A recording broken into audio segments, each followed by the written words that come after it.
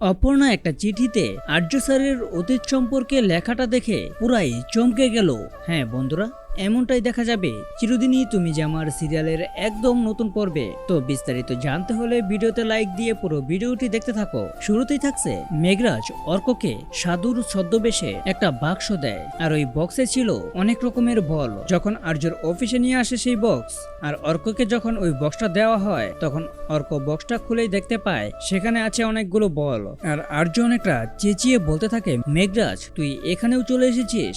আর অপরদিকে অপর্ণা পরীক্ষা শেষ করে যখন বাসায় যাবে, ওই সময় দেখতে পায় একটা চিঠি। আর ওই চিঠিতে লেখা ছিল, তুমি যাকে তোমার ভবিষ্যৎ ভাবছো তার অতীত সম্পর্কে তো তুমি কোনো কিছুই জানো না। তুমি ওই ভবিষ্যতের দিকে পা বাড়ালে তোমার পা কিন্তু একেবারে অন্ধকারে পড়ে যাবে। আর চিঠিতে লেখা এই কথাগুলো শুনে অনেকটাই চমকে যায় অপর্ণা। সে তো আর্য স্যারকেই তার ভবিষ্যৎ ভাবে, তো তার এই আর্য স্যারের কি এমন অতীত আছে, এটাই ভাবতে থাকে অপর্ণা। আসলে এই সবকিছুই মেঘরাজের চাল। তো বন্ধুরা, এই বিষয়ে তোমাদের মূল্যবান মতামত কমেন্টে লিখে যাও।